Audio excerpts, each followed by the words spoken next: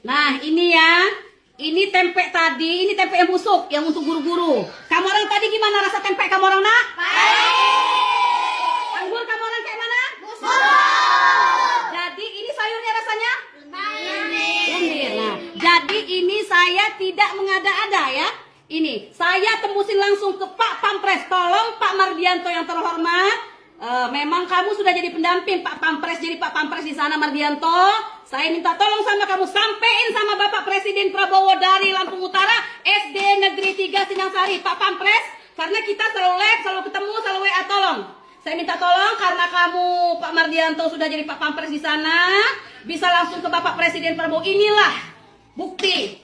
Dan 3 minggu kemarin mereka tidak beroperasional. Mereka bilang dana anggaran itu tidak turun dari pusat. Dan mereka bilang lagi sama Ibu Emma bahwa anggaran 3 minggu tidak mereka ambil dari pusat. Benar atau tidak? Tolong kamu konfirmasi, sampaikan ke Bapak Presiden Prabowo yang terhormat.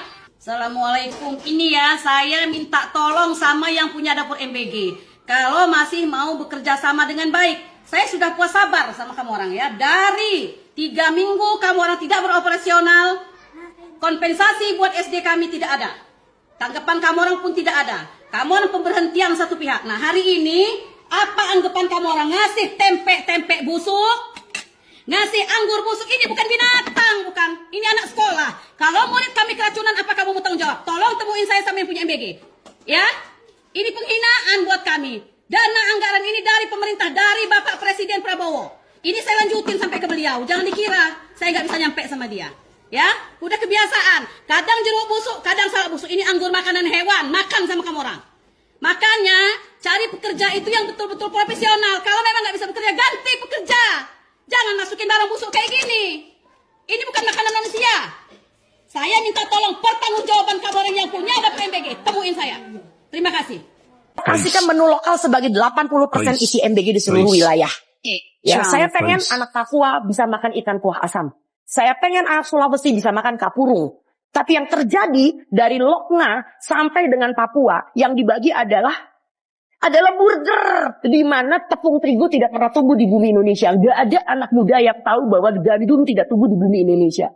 Dibagi spaghetti, dibagi bakmi gacoan. Oh my God. Ya, dan maaf ya, itu isi burgernya itu kastanisasi juga. Kalau yang dekat dengan pusat supaya kelihatan bagus, dikasih kayak chicken katsu.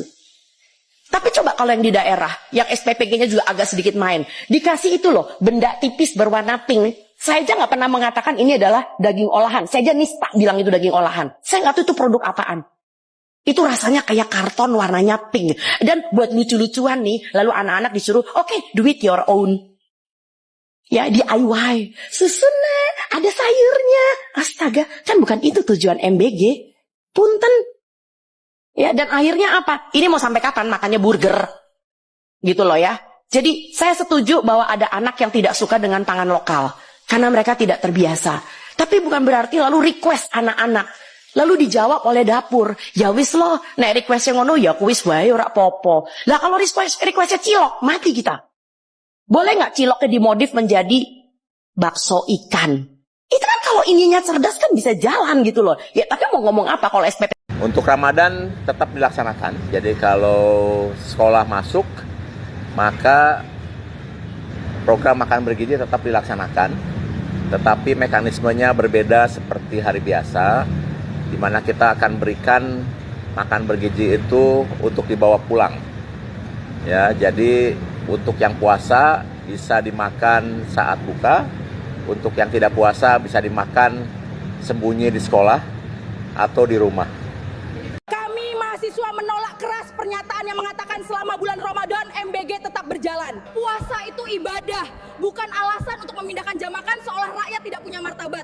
Kebijakan harusnya diambil dengan bijak, bukan asal-asalan dari balik meja kekuasaan. Anak-anak ini sudah sahur, sudah niat puasa, sudah diajarkan orang tuanya tentang kewajiban ibadah sejak dini. Lalu di sekolah malah dikasih makan di siang hari. Mengatakan yang puasa dimakan saat buka, yang tidak puasa makan sembunyi-sembunyi di sekolah. Itu bukan solusi, itu pelecehan akal sehat. Sejak kapan negara mengajarkan warganya makan diam-diam? Sejak kapan sekolah dijadikan tempat sembunyi, bukan tempat mendidik? Puasa itu wajib loh Pak, bagi yang sudah balik. Kalau Kalau anak-anak batal karena kebijakan negara, bapak-bapak semua mau menanggung dosanya. Jika sebuah kebijakan hanya bisa berjalan dengan cara memalukan, maka yang salah bukan rakyat, yang salah adalah kebijakannya. Kami tidak butuh aturan yang memaksa, kami butuh negara yang berpikir, peka, dan menghormati realitas sosial. Kejadian ini kan sempat viral di medsos, gimana nih Pak tanggapan kita?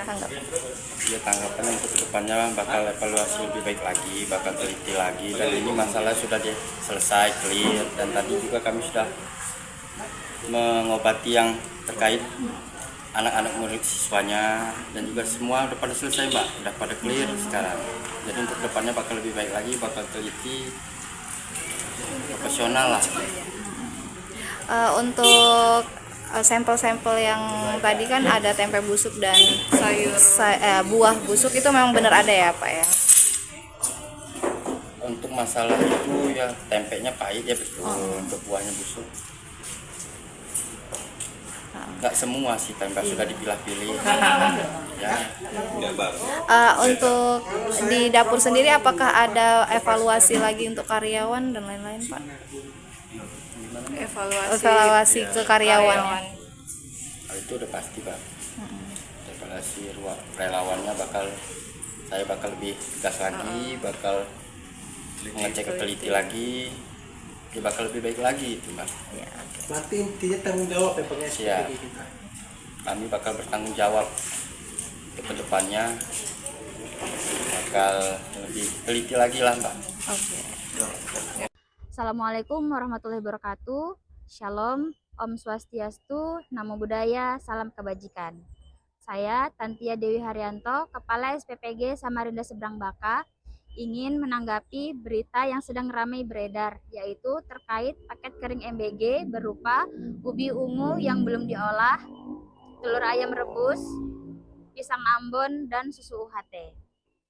Berdasarkan penelitian, bahwasannya bahan makanan umbi-umbian yang sudah diolah hanya dapat bertahan dalam kurun waktu 2 sampai dengan 4 jam dalam suhu ruang.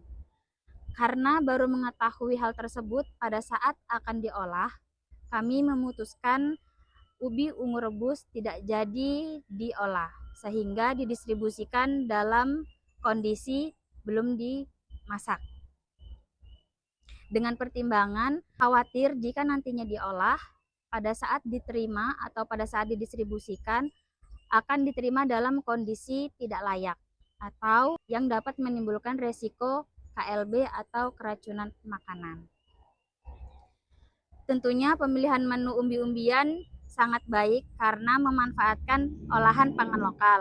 Namun karena kurangnya pengetahuan terkait cara mengolah menu umbi-umbian, kami salah dalam penyajian paket kering MBG berupa ubi ungu. Tanpa mengurangi rasa hormat dengan adanya kejadian ini, kami memohon maaf kepada semua pihak, Bapak, Ibu, adik-adik kami, siswa-siswi di sekolah, karena telah menimbulkan kekhawatiran dan ketidaknyamanan di masyarakat, khususnya penerima manfaat di SPPG Samarinda Seberang Baka.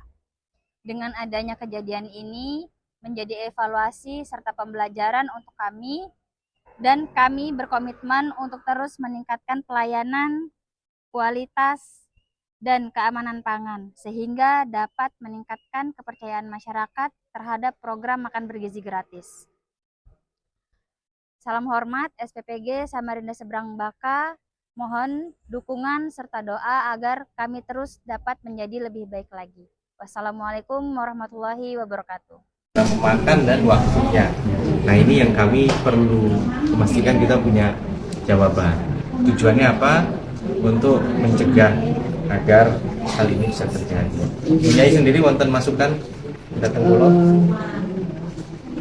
Ya saya minta itu anak-anak yang ini ada perkembangan di yang pulang-pulang, yang sebenarnya sehat mereka, ternyata ngebel semuanya. Kami ini bagaimana? Ini anak saya demam, terus dimulai diare tapi tidak sering, tapi tidak ada muntah. Saya bilang langsung bawa ke sini aja ibu, jadi poskonya. Panjenengan pun nunggu besok karena ini kayak dia disentri, takutnya nanti hilang apa namanya itu Cairan cairan tubuhnya. Pokoknya panjenengan usahakan datang di kiriyen lho waktu bilang seperti itu. Kalau ada apa-apa langsung kula calling yang di wali santri. Kalau ada apa-apa kalau panjenengan itu monggo teng mriki. Benar. Beliau begini, saya mungkin kalau cuma di situ berarti saya akan bilang ya oke, itu karena citarnya kurang dingin, itu karena ininya mungkin kotor, dicuci dulu satu. Tapi jangan berhenti di situ, cari lagi. Jangan mewaspadai oh mungkin bahan bakunya, ayamnya atau telur rebusnya. Terus cari sebanyak-banyaknya, ya cari sebanyak-banyak biar ini bisa menjadi sebuah pembelajaran yang berharga. Gitu. Karena kita ini sudah di tengah perjalanan ini MBG ini harus bisa terlayani dengan baik masyarakatnya. Jadi bagaimana kita mencegah permasalahan. Mungkin menyampaikan ke wali kelas supaya nanti kedepannya tidak ada masalah itu lagi. Nah, wali kelas juga menyampaikan juga kepada kepala sekolah dan kepala dapur. Nah, seperti itu. Dan sudah diselesaikan. Jadi sudah diselesaikan, sudah ada penyelesaian. Tadi ada Pak Babinsa, ada Pak Babin Kaptipmas, ada dari SPPG, ada dari si penerima manfaat tersebut, keluarganya, terus kemudian ada juga dari sekolahnya. Tadi di sekolah tadi sudah selesai di jam 9.30 betul ya? Betul ya. Nah, Pak, sudah selesai dan sudah diselesaikan termasuk tadi ada dari kalurahannya. Jadi tidak ada masalah lah seperti itu. Ya, maka yang diambil dari Kodim sebagai pendamping SPPG atau MBG sendiri seperti apa? Ke depan nanti kita sudah sampaikan, kita sudah tekankan kepada pemilik SPPG ataupun yayasan-yayasan yang memiliki SPPG untuk lebih ketat lagi mensortir dan melihat terutama masalah makanan tersebut. Dan apabila ada komplain, ada ini segera diaksi atau kita bereaksi dengan cepat. Artinya apa? Dengan cepat ini didatangi, ditanyakan komplainnya apa, masalahnya apa, kemudian diselesaikan. Nah, dengan mengajak semua pihak supaya tahu gitu loh, oh ini penyelesaiannya transparan, tidak ada masalah lagi dan kedepannya juga tidak ada kendala dari SPPG maupun penerima manfaat tersebut. Ya, kedepannya seperti apa nih? Usai kejadian ini? Usai kejadian ya kita akan sering ngecek komunikasi dengan berbagai pihak termasuk kepolisian, kemudian pemerintah daerah, termasuk dari SPPG maupun yayasannya. Kita tidak menjudge satu orang, dua orang tidak, tapi kita akan melihat semuanya supaya berjalan dengan baik kegiatan. Terima kasih. Silakan pengungkapan. Viral, menu MBG balita di Pandeglang hanya pakai kantong plastik, disebut tak layak. Kata saya sih gini ya, boleh nggak satu hari aja nggak bikin ngakak gitu, please. Capek loh. Saking nggak masuk akalnya kasus ini tuh, lihat tuh dimasukin dalam kantong plastik. Saya tuh sampai kayak di belahan dunia mana ada orang yang bisa berpikiran untuk masukin makanan ke dalam kantong plastik untuk balita. Tapi untunglah saking absurdnya kasus ini, saya coba cari lebih dalam dah tentang kasus ini. Nah, ketemulah berita ini. Kepala SPPG-nya menjelaskan di hari itu pihaknya menyiapkan paket makanan bagi kelompok penerima manfaat 3B, ibu hamil, ibu menyusui, dan balita. Menurut keyakinan beliau, seluruh paket makanan sudah dikemas menggunakan ompreng dan didistribusikan sesuai prosedur yang berlaku. Namun, setibanya di salah satu titik penyaluran, makanannya dipindahkan dari ompreng ke kantong plastik oleh salah satu kader Posyandu. Pertanyaan selanjutnya, kok bisa dipindahin? Karena ibu kader memiliki alasan spontanitas. Uhui nggak tuh? Bener. Habis itu ibu kader kasih ke penerima manfaat, habis itu omprengnya dibawa pulang sama supir dalam keadaan kosong. Jujur pertama kali saya lihat video ini, saya mikir ada yang beneran mau jelekin MBG loh. Dengan mekanisme persyarafan bagaimana ada otak manusia yang berpikiran, oh ini makanannya kita pindahin aja deh dari ompreng ke kantong plastik. Kayak urgensinya apa gitu? Apakah omprengnya harus segera dikembalikan atau bagaimana gitu? Buat balita lagi ini, orang-orang tuh nyari kemasan makanan yang aman untuk balita gitu. Ini malah taruh di kantong plastik tuh piye. Semoga bermanfaat. Assalamualaikum warahmatullahi wabarakatuh. Turut berduka cita atas kejadian yang menimpa MBG Mojokerto ya khususnya. Mudah-mudahan ini tidak terjadi di tempat-tempat lain.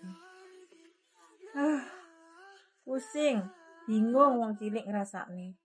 Ya, kapan hari itu ada menu yang menurut warga itu ya nggak layak gitu loh. Karena apa? Ya wis aja nemen-nemen. Kalau memang kuatannya seperti itu, singkong dibuat menu MBG. Ya janganlah singkong. Mungkin itu bisa kalau bisa diterima kalau daerah perkotaan. Tapi kalau Mojokerto ring selatan niku lek ngomong singkong, maksudnya anak-anak ben suka makan singkong. Wis angel. Itu ya. Mending kalau diusahakan seperti itu ya mending dikasihkan uang aja ke wali murid. Ini lagi terjadi di Mojokerto, Kutorejo kemarin. Diduga keracunan menu MBG. Diduga. Lah menu niki soto. Sedangkan soto dhewe iki lek gak dimaem anget-anget itu ya ora enak. Itu bagaimana cara penyajiannya? Bagaimana cara masaknya? Ya, mudah-mudahan ini menjadi pelajaran untuk MBG yang lain agar semua yang menjalankan program dari Bapak Presiden ini amanah, waspada, hati-hati. Ojo susu golek bati ujung-ujungnya mau mengorbankan jiwa anak-anak yang katanya mau dikasih gizi itu. Satu mungkin itu. Terus kedua juga bingung juga, diduga cara penyajiannya biasanya kan pakai ompreng ya, nasi menu MBG itu. Kalau soto itu bagaimana sistem penyajiannya? Atau iya ya jenenge wong bingung gitu loh. Masyarakat bingung atau jangan-jangan ada yang memang sengaja untuk melakukan ini biar menjadi heboh, biar menjadi ricuh. Program yang sudah bagus ini bukan malah di jalanan dengan amanah tapi berusaha untuk memperkeruh suasana. Ngeluh ngerasa MBG. Daripada seperti itu ya wis mending diuangkan saja. Sopo ki sing setuju diuangkan, tapi juga ada dampak positif negatif. Kalau diuangkan jare dinambahi tuku paketan orang tuanya, wali muridnya, ada yang asumsi seperti itu. Ya meskipun diuangkan ya kasih pengawasan yang ketat juga. Gitu loh, memang harus ada pengawasan. Daripada program ini turun lagi-lagi terjadi seperti ini. Ya, yang dulu di Ngoro aja yang menu singkong itu setelah viral, akhirnya dapurnya meledak. Nah, itu suatu teguran bolo. Jangan sampai yang lain-lain ini juga ada teguran dari Yang Maha Kuasa kalau nggak mau diingatkan atau ditegur dari masyarakat. Terus pusing saya. Salam hormat untuk semuanya pada pihak terkait. Mudah-mudahan segera ada solusi yang baik lah dan nggak terjadi seperti ini lagi-lagi di Mojokerto. Mudah-mudahan di seluruh MBG di seluruh Indonesia ini selalu menjalankan program Bapak Presiden ini dengan amanah. Semangat.